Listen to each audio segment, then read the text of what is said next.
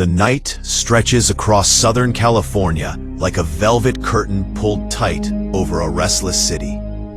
Streetlights hum softly, distant tires whisper along freeways, and somewhere in the quiet space between motion and stillness, a man watches the world pass by. His name is William Bonin, though in time another name will cling to him, whispered by reporters, investigators, and terrified parents. But right now, in the beginning of this story, he is simply a man driving the long arteries of Los Angeles, blending in with the rhythm of neon and asphalt, another shadow moving beneath artificial stars. Hello friends, welcome back to the true story on our channel, Crime Chronicles US, where America's unsolved mysteries, vanished criminals, and chilling cases come alive. Every story is real, every detail matters, and the truth remains buried in the shadows. Don't forget to like, comment, share, and subscribe to stay updated with every mystery. After the intro fades, return to the road. Return to the hum of tires and the quiet interior of a van that smells faintly of oil and plastic and stale coffee. William Bonin is not born a monster in the way horror movies like to pretend. He is born in poverty, shuffled through unstable homes, bruised by neglect, warped by abuse. The world teaches him early that power belongs to those who take it. By the time he reaches adulthood, something inside him has twisted so tightly that it no longer resembles empathy. He learns how to wear a smile like a mask, how to sound polite, helpful, harmless. He becomes a mechanic, someone who fixes broken machines while quietly understanding that people can be broken too. The late 1970s in California are a time of freedom and fear coexisting in the same breath. Young people hitchhike without thinking twice. Parents assume their sons will come home for dinner. The freeways are symbols of connection, lines stitching cities together, promising escape and opportunity. No one imagines that these same freeways will soon be whispered about with dread. No one imagines a predator moving along them, searching for trust, for vulnerability, for someone who believes the world is mostly safe. Bonin drives. He watches. He speaks softly. He offers rides. His voice is ordinary, his face unremarkable, his manner almost friendly, and that is what makes him so terrifying in hindsight. Evil does not always announce itself with thunder. Sometimes it arrives in a casual question, a gentle tone, a door sliding open with a promise of help. Police later try to trace the beginning of the pattern. A disappearance here, another there. Teenage boys vanish into the night. At first, no one connects the dots. Runaways, people say. Kids who left on their own. In a city this large, missing persons reports blur into background noise. But families know. Mothers stare at empty bedrooms. Fathers walk the streets searching. Posters multiply on telephone poles. Something is happening beneath the glow of Los Angeles. Something invisible and moving. Inside his world, Bonin's darkness grows. He is not alone. Others drift into his orbit. Men drawn by thrill, by control, by something unspoken. The circle around him tightens. They drink, they drive, they laugh too loudly. They tell themselves they are just having fun. But the line between fantasy and reality disappears, and once crossed, cannot be uncrossed. Authorities begin to sense a pattern. Detectives gather reports, lay photographs across tables, draw circles around locations on maps. A trail begins to form, stretching along highways, tracing the veins of the city. The media picks up whispers. The public grows uneasy. Parents warn their children not to hitchhike. Nighttime feels less safe. A nickname appears in print: the Freeway Killer. A name that spreads faster than truth, carried by fear itself. But Bonin is still out there, driving, smiling, offering help. He feels untouchable, invisible, part of the city's motion. Every day that passes without capture strengthens his belief that he is smarter than the world chasing him. That confidence becomes arrogance. Arrogance breeds mistakes, small slips, a witness, a vehicle description, a note scribbled by a cautious teenager who never accepted a ride but remembered the van anyway. In a cramped police office, a detective studies a list of names. One stands out: William Bonin. A background check reveals prior offenses, a pattern of violence, a man who has walked the edge of legality for years. Suddenly, the puzzle pieces begin to fit. Surveillance begins. A van is spotted. A routine stop becomes a discovery. Evidence surfaces. The invisible man is no longer invisible. When they arrest him, he does not scream. He does not fight. He seems almost calm, as though some part of him knew this moment would come. Handcuffs click shut. Flashing lights paint red and blue across his face.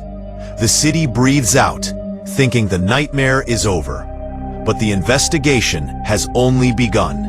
More names, more families, more truth rising from the dark. Courtrooms fill. Reporters scribble. Cameras flash. Bonin sits quietly, expression unreadable. The prosecution speaks of lives lost. The defense speaks of trauma. Psychologists describe a mind without empathy. The jury listens, weighed down by the magnitude of what they are hearing. The world outside the courthouse buzzes with fascination and horror. A freeway, once symbolizing freedom, now symbolizes fear. But even as the trial moves forward, another story unfolds in the background. The question not only of what Bonin did, but how a society allowed such darkness to hide in plain sight. How trust became a weapon. How ordinary spaces, roads, cars, city lights, became part of a nightmare. And as the verdict nears, as the future tightens like a noose around his fate, one final question hangs in the air, unspoken but heavy. Was this the end of the story, or only the beginning of understanding what kind of world created him? The answer lies ahead. The courtroom air feels heavy, like it has absorbed every whispered prayer and every silent scream of grief. William Bonin sits at the defense table, his hands resting calmly, his eyes occasionally blinking, his face giving away almost nothing. Around him, the families of the missing fill the benches.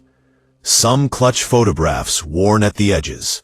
Others stare forward, as if daring him to look back at them. The judge's voice echoes through the room, formal and steady, while the jury prepares to carry a weight no human being truly wants to hold.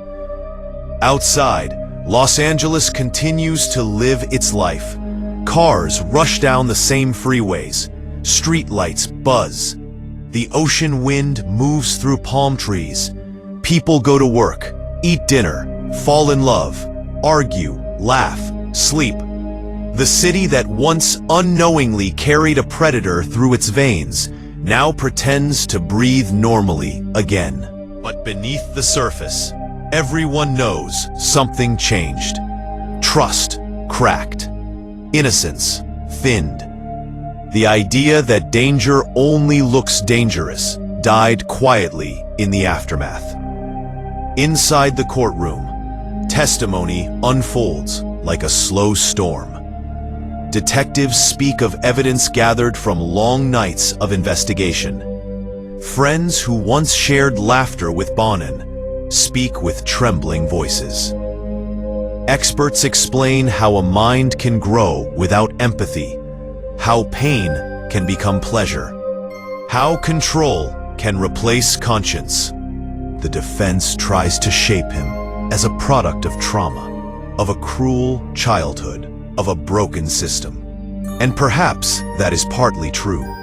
But the faces in the audience do not care for explanations. They want accountability. They want an ending. When Bonin finally speaks, his voice is soft, measured, almost polite. He denies, deflects, distances himself from the monster the world now sees. Yet his calmness does not comfort. It chills, because everyone in that room realizes something important. Monsters do not always roar. Sometimes they whisper. Sometimes they blend in so well that they vanish into crowds and traffic and ordinary days.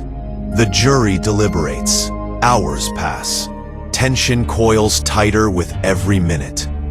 Somewhere down the hall, a mother stares at the floor and imagines her son as a child again, running in the yard, laughing in the sun. Somewhere else, a father grips his hands so tightly his knuckles turn white. No verdict will bring back what was lost, but it will decide how this story closes in the eyes of the law. When the jury returns, the courtroom stands. The verdict is read. Guilty. The word lands like a final stone dropped into deep water. Some people cry. Some sit silently, as if sound itself feels wrong. Bonin's expression barely changes, but something flickers behind his eyes. Not regret, not sorrow, just recognition that the road he drove for so long has finally ended. Sentencing follows. The judge speaks of the lives taken, of the terror cast over the city, of the irreversible damage done.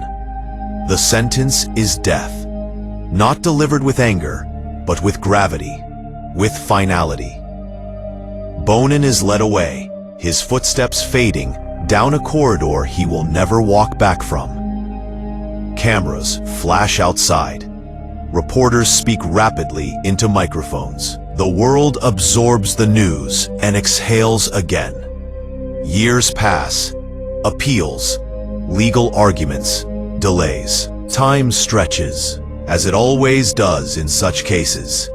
But eventually, the final date arrives. In a quiet room, far from the freeways and city lights, William Bonin meets the end of his story. There is no dramatic outburst, no last-minute revelation. Just the quiet closing of a chapter that began long ago in childhood neglect, grew into violence, and finally stopped under the weight of justice. The families return home. Some keep photographs on shelves. Some move cities. Some never truly sleep the same way again. Healing is not a straight road. It curves, breaks, rebuilds. But slowly, life moves forward, as it must. And the freeways remain. Cars continue to rush along concrete ribbons under the California sky. People still offer rides. Strangers still meet. Trust, though wounded, survives. Because a city cannot live in fear forever. It must remember, but it must also go on. Somewhere in the distance, headlights stretch into glowing lines. A song plays on the radio. A young person laughs with a friend. A mother waits for her child to come home. The night hums again, just as it did before all of this began. But now there is awareness. A lesson carved quietly into memory. That evil does not always look like evil. That danger can wear a friendly face. that stories like this are not told to glorify darkness, but to remind the light to stay awake. And as the road disappears into the horizon, one final thought lingers in the air, soft but unmistakable. The freeway never stops moving, and neither does the watchful eye of those who remember. The story ends. So friends, if you enjoyed this video, then don't forget to like, comment, share, and subscribe to Crime Chronicles US for more chilling unsolved mysteries from across America. Stay curious, and we'll see you in the next story.